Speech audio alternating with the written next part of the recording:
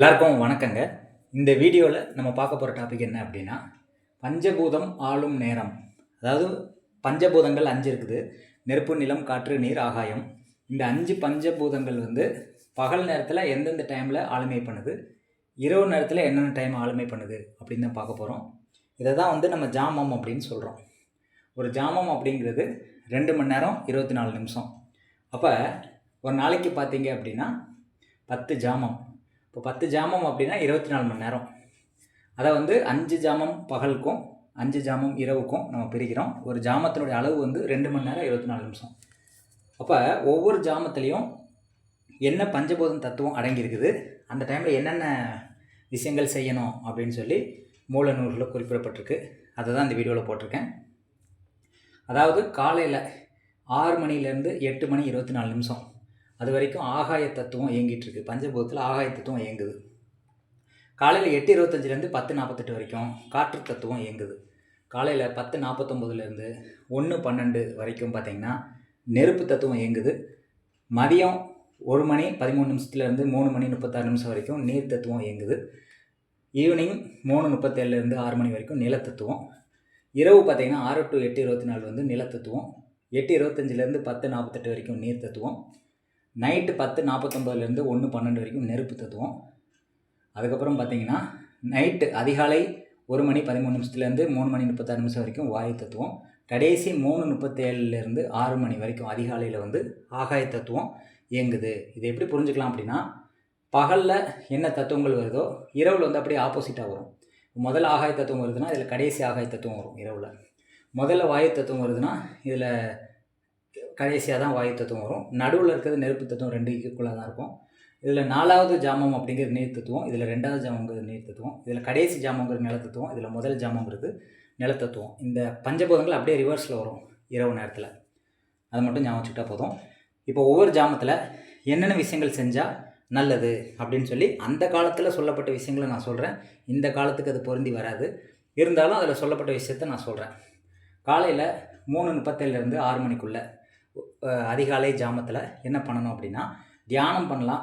கல்யாணமான தம்பதிகள் உடலுறவு வைக்கிறீங்க அப்படின்னா காலையில் பிரம்ம முகூர்த்த நேரத்தில் உடலுறவு வச்சா ஒரு நல்ல குழந்தை பிறக்கும், அறிவார்ந்த குழந்தை, யோகமான குழந்தை பிறக்கும் அப்படின்னு சொல்லி மூல நூலில் சொல்லப்பட்டிருக்கு. அப்போ தியானத்துக்கும் உடலுறவுக்கும் ஏற்ற டைம் தான் பிரம்ம முகூர்த்தம். அது அதிகாலை ஜாமம் 3:37லேருந்து 6 மணி வரைக்கும் இருக்குது. அதுக்கப்புறம் காலையில் 6 to 8:24 AM 2 மணி நேரம் 24 நிமிஷம். காலையில் 6 மணிலேருந்து 8:24 வரைக்கும். இந்த டைமில் என்ன பண்ணலாம் அப்படின்னா, அவங்க என்ன சொல்கிறாங்க, இந்த டைமில் திதி தோஷம், நட்சத்திர தோஷம், கிழமை தோஷம் இல்லைன்னு சொல்லப்படுது. இந்த டைமில் என்ன பண்ணலாம் அப்படின்னா, அஸ்திவாரக்கல் நாட்டுறது. ஒரு பூமியில் அஸ்திவாரக்கல் ஊன்றது. அதுக்கப்புறம் பார்த்திங்கன்னா காலையில் ஜபம் பண்ணுறது, ஆசனங்கள் பண்ணுறது, யோகாசனம் அந்த மாதிரி பண்ணுறது, பிராணாயாமம் போன்ற மூச்சு பயிற்சி பண்ணுறது பண்ணலான்னு சொல்லப்பட்டிருக்கு. ஏன்னா அதிகாலை ஆகாய தத்துவங்கிறதுனால 6 மணி வரைக்கும் ஆகாய தத்துவங்கிறதுனால பிரபஞ்ச ஆற்றல் அதிகமாக இருக்கும். அந்த டைமில் உடலுறவு வச்சுக்கிறது, தியானம் பண்ணுறது நல்லது. 2வது பார்த்தீங்க அப்படின்னா இதுவும் ஆகாய தத்துவம் தான். 6 to 8:24 அந்த டைம்லேயும் பார்த்தீங்க அப்படின்னா எந்த தோஷமும் கிடையாதுன்னு சொல்லப்பட்டிருக்கு. அதாவது 3:36லேருந்து 8:24 வரைக்கும் எந்த தோஷமும் கிடையாது. அந்த டைமில் பிராணாயாமம், மூச்சு பயிற்சிலாம் பண்ணலாம் நீங்கள். அடுத்து 8:25லேருந்து 10:48 வரைக்கும் என்ன பண்ணலாம் அந்த டைம் இடைவெளியில் அப்படின்னா, நீங்கள் என்ன பண்ணலான்னா, சாப்பிட்றதே 8:25க்கு மேலே தான் சாப்பிட்ணுன்னு சொல்லப்பட்டிருக்கு. அதுக்கு முன்னாடி உணவே அருந்தக்கூடாதுன்னு சொல்லுது. இப்போ சாப்பாடே பார்த்தீங்கன்னா 8:25லேருந்து 10:48க்குலாம் சாப்பாடு சாப்பிட்ணும். தானம் தர்மம் செய்கிறதுக்கு சிறந்த டைமாக சொல்லப்படுது 8:25லேருந்து 10:48. இந்த டைமில் என்ன பண்ணலான்னா, குரு பூஜை, குரு தட்சணை, அதே மாதிரி குரு கல்வி இதெல்லாம் நீங்கள் பண்ணலாம். தட்சணை கொடுக்குறது, குரு சொல்கிற உபதேசங்களை கேட்குறது, குரு பூஜை பண்ணுறது, இதெல்லாமே பார்த்திங்கன்னா இந்த டைமில் பண்ணலான்னு சொல்லப்படுது.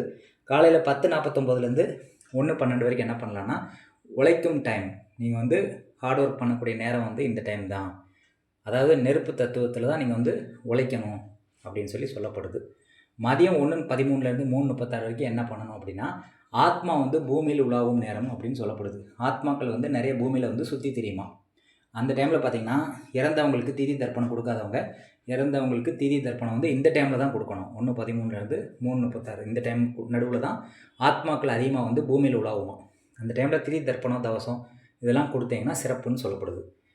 மதியம் மாலை 3:37லேருந்து 6 மணி வரைக்கும் என்ன பண்ணலாம் அப்படின்னு சொல்லப்படுது அப்படின்னா, புராணம், இதிகாசங்கள், சமய நூல்கள் இதெல்லாம் வந்து படிக்கலாம்.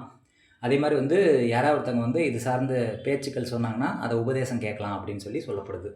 இது நடைமுறைக்கு சாத்தியமானா எனக்கு தெரியல. ஆனால் பழைய நூல்களில் சொல்லப்பட்ட விஷயத்த உங்களுக்கு சொல்கிறேன். அடுத்து ஈவினிங் வந்து 6லேருந்து 8:24க்குள்ளே என்ன பண்ணலாம் அப்படின்னா, கோயில் வழிபாடு பண்ணுறது இந்த டைமில் தான் பண்ணலாம் அப்படின்னு சொல்லப்பட்டிருக்கு. ஒன்று காலை அதிகாலை 8:24க்குள்ளேயே கோயிலுக்கு போயிட்டு வந்துடணும், அல்லது மாலை 6 to 8:24க்குள்ளே கோயில் வழிபாடு பண்ணுறது சிறப்புன்னு சொல்லப்பட்டிருக்கு. பிரம்மமுகூர்த்த நேரமும் கோயில் வழிபாட்டுக்கு சிறப்பு.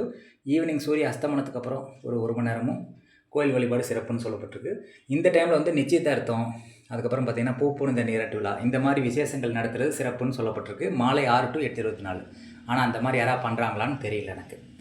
அடுத்து நைட்டு 8:25லேருந்து 10:48 வரைக்கும் என்ன பண்ணலான்னா, திருமணம் செய்ய உகந்த நேரம்னு சொல்லப்பட்டிருக்கு. நம்ம என்ன பண்ணுறோம், காலையில் திருமணம் பண்ணுறோம். ஆனால் இங்கே என்ன சொல்லப்பட்டிருக்கு மூல நூல்களில், நைட்டு 8:25லேருந்து 10:48க்குள்ளே தான் திருமணம் பண்ணுறதுக்கு உகந்த நேரம் அப்படின்னு சொல்லப்பட்டிருக்கு. வேறு என்ன பண்ணலாம் அப்படின்னா, மந்திரம் சித்தி அடைகிறதுக்காக மந்திர ஜபம் பண்ணுறது. அதுக்கப்புறம் பார்த்திங்கன்னா ஏதாவது பாம்பு பூரான் கடி, பாம்பு தேள் பூரான் இந்த மாதிரி விஷ ஜந்துக்கள் கடித்தா அதை முறிக்கிறதுக்குரிய மந்திரத்தை கற்கும் நேரமாக வந்து இந்த 8:25லேருந்து 10:48 டைம் வந்து சொல்லப்பட்டிருக்கு. அஷ்டமா சித்தி கற்றுக்கிறதும் இந்த நேரத்தில் கற்றுக்கிட்டால் சிறப்பாக இருக்கும் அப்படின்னு சொல்லப்படுது. இதெல்லாம் பழங்கால விஷயங்கள், இந்த நடைமுறைக்கு இது வந்து சாத்தியப்படாது. இருந்தாலும் உங்களுக்கு சொல்கிறேன் என்ன மாதிரி நேரங்களில் என்ன மாதிரி விஷயங்கள் செய்யலாம்னு சொல்லப்பட்டிருக்கு. நைட்டு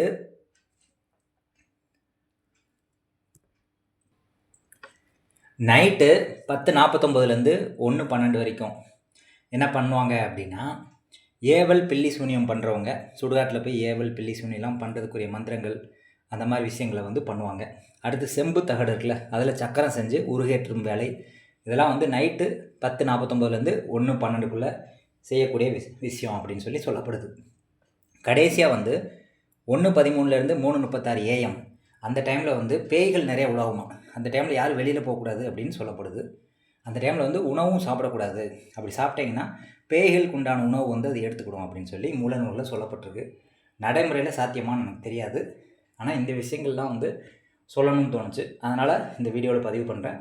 இந்த பதிவு பயனுள்ளதாக இருக்கும் அப்படின்னு நான் நம்புகிறேன். நன்றி, வணக்கம்.